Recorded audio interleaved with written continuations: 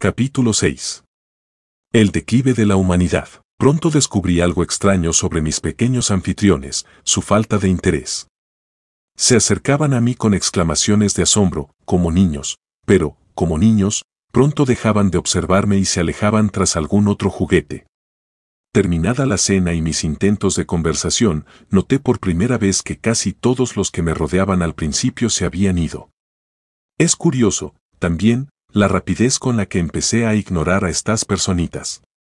Salí por el portal al mundo soleado en cuanto sacié mi hambre. Cada vez me encontraba con más de estos hombres del futuro, que me seguían a poca distancia, charlaban y reían a mi alrededor y, tras sonreír y gesticular amistosamente, me dejaban de nuevo a mi suerte. La calma del atardecer se cernía sobre el mundo al salir del gran salón, y la escena estaba iluminada por el cálido resplandor del sol poniente. Al principio, todo era muy confuso. Todo era completamente diferente del mundo que había conocido, incluso las flores. El gran edificio que había dejado estaba situado en la ladera de un amplio valle fluvial, pero el Támesis se había desplazado, quizás, 1,5 kilómetros de su posición actual.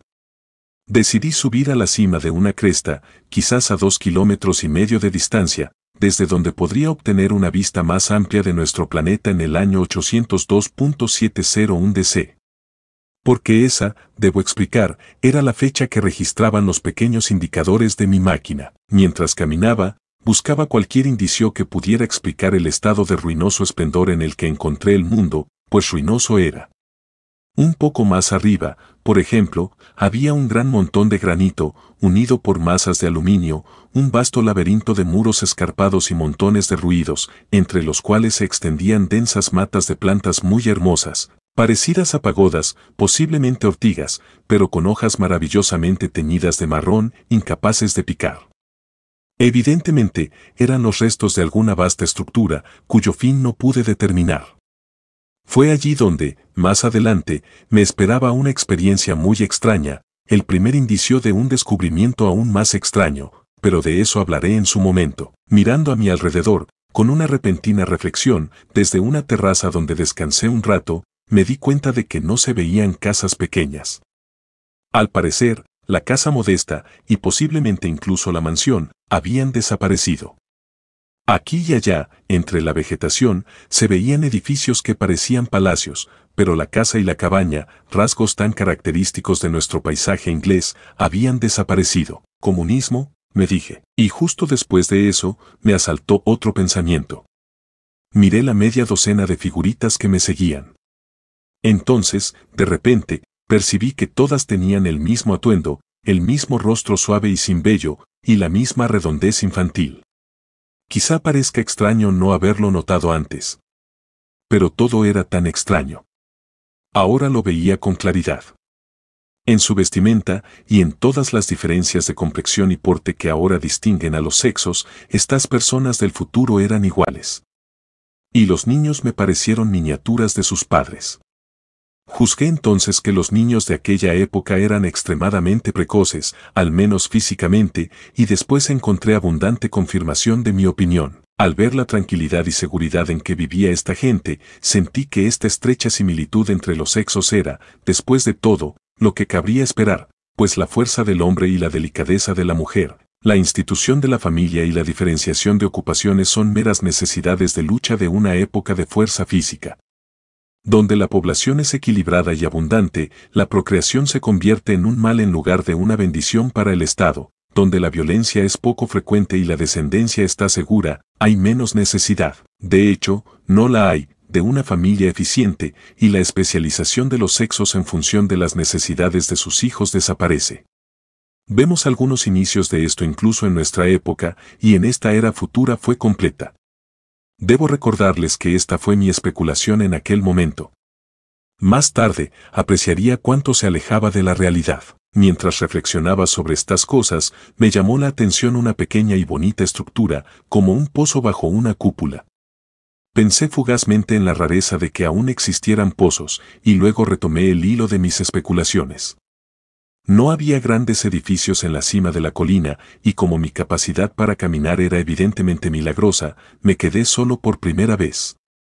Con una extraña sensación de libertad y aventura, seguí subiendo hasta la cima. Allí encontré un asiento de un metal amarillo que no reconocí, corroído en algunos lugares con una especie de óxido rosado y medio cubierto de musgo blando.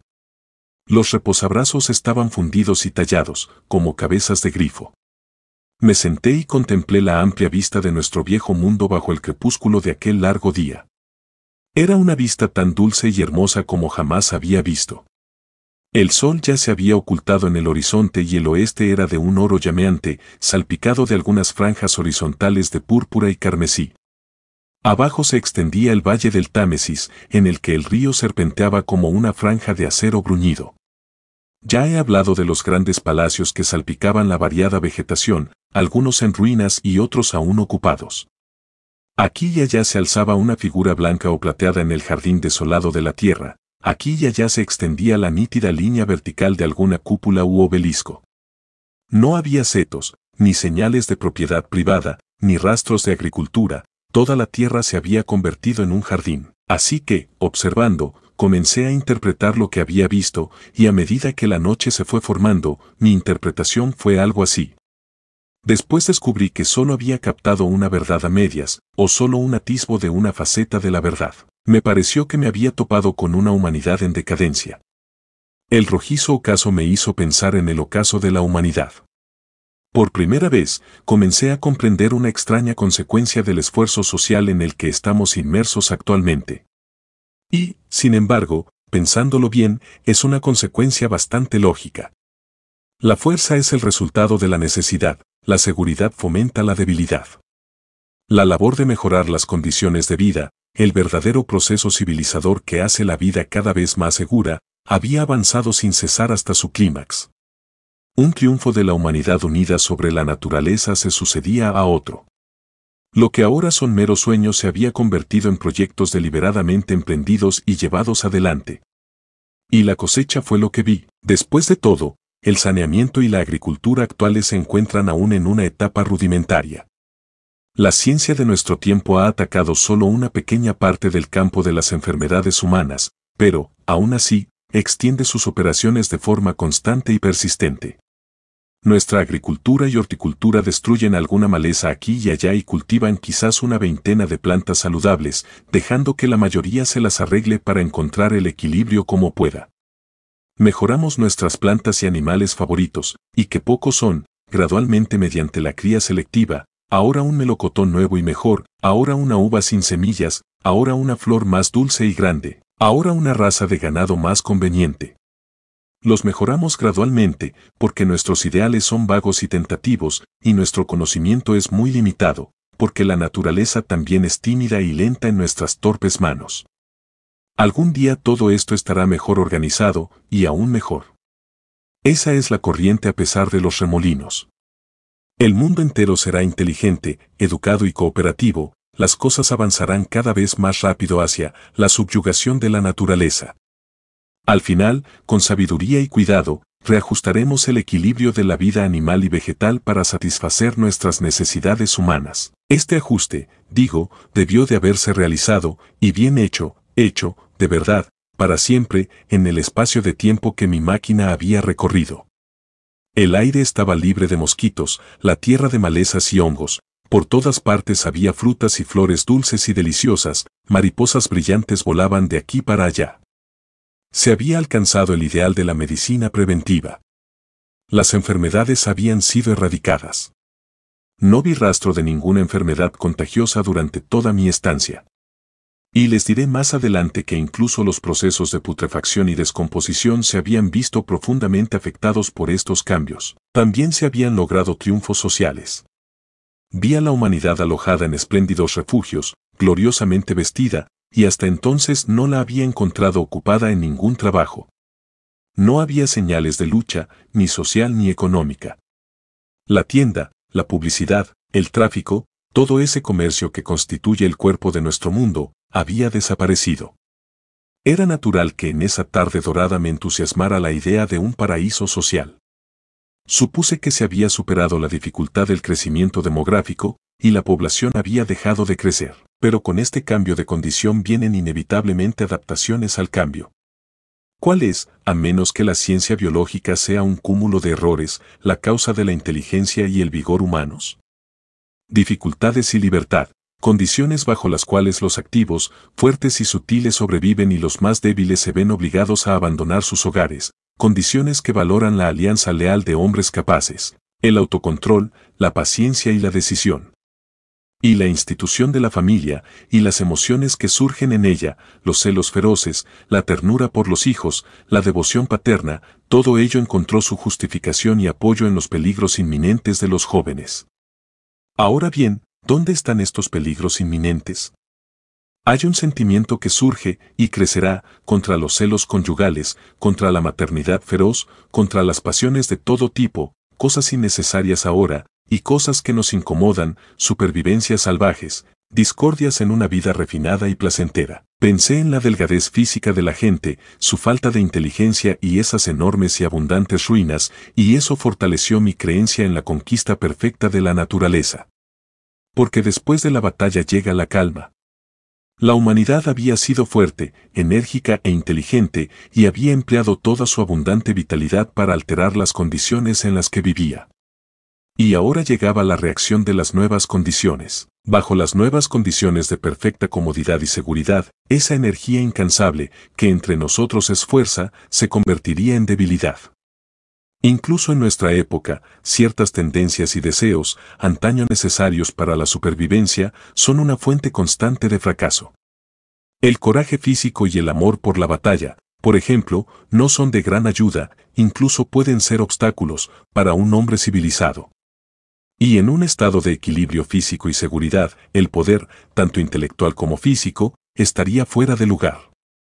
Durante incontables años, juzgué que no había habido peligro de guerra ni violencia solitaria, ningún peligro de fieras, ninguna enfermedad debilitante que requiriera fortaleza física, ninguna necesidad de trabajo. Para una vida así, los que llamaríamos débiles están tan bien equipados como los fuertes, de hecho, ya no son débiles. De hecho, están mejor equipados, pues los fuertes se verían afectados por una energía para la que no habría salida. Sin duda, la exquisita belleza de los edificios que vi fue el resultado de las últimas oleadas de la energía, ahora sin propósito, de la humanidad antes de que se asentara en perfecta armonía con las condiciones en las que vivía, el florecimiento de ese triunfo que dio inicio a la última gran paz. Este ha sido siempre el destino de la energía en la seguridad, se inclina hacia el arte y el erotismo, y luego llegan la languidez y la decadencia. Incluso este ímpetu artístico finalmente se desvanecería, casi había muerto en el tiempo que vi. Adornarse con flores, bailar, cantar bajo la luz del sol, tanto quedaba del espíritu artístico, y nada más. Incluso eso se desvanecería al final en una inactividad satisfecha. Nos mantienen aferrados a la dura realidad del dolor y la necesidad, y me pareció que aquí estaba esa odiosa realidad finalmente rota. Mientras permanecía allí, en la creciente oscuridad, pensé que con esta sencilla explicación había dominado el problema del mundo, había dominado todo el secreto de esta deliciosa gente. Posiblemente los métodos que habían ideado para el control de la población habían tenido demasiado éxito, y su número había disminuido en lugar de mantenerse estable. Eso explicaría las ruinas abandonadas. Mi explicación era muy simple y bastante plausible, como lo son la mayoría de las teorías erróneas.